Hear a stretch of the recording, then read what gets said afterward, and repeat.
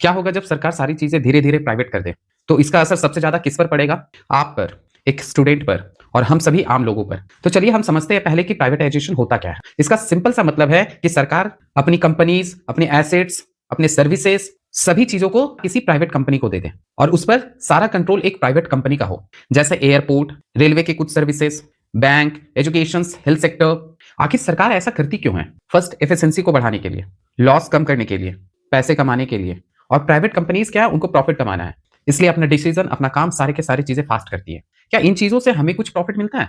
Service का improvement होता है, टेक्नोलॉजी एंड इनोवेशन होते हैं। लेकिन पूरी सच्चाई यहां पर खत्म नहीं होती है। जो सबसे इंपॉर्टेंट है, महंगाई बढ़ती है। प्राइवेट कंपनीज को प्रॉफिट चाहिए होता है और वो सारा हम ही लोग से निकालती है। इसलिए फीस बढ़ाएंगे, चार्जेस इंक्रीज करेंगे।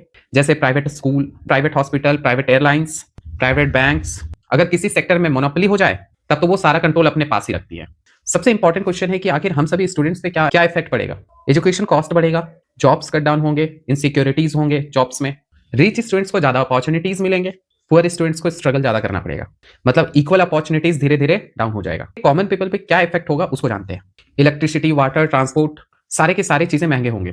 इसमें ज्यादातर तो रूरल एरियाज इग्नोर ही हो जाते हैं। प्राइवेटाइजेशन सिर्फ इकोनॉमिक पॉलिसी नहीं है, ये आपके फ्यूचर का सवाल है। एजुकेशन, जॉब, इक्वालिटी, सब चीजें इससे जुड़े हैं। इसलिए इसे समझना बहुत ही जरूरी है। ना तो ब्लाइंडली सपोर्ट करना है और ना ही अपोज करना है। इसके हर एक पॉजिटिव और निगेटिव पॉइंट्स को ध्यान में रखना है। इसमें आपकी क्या राय है? आप मुझे बताओ। Thank you.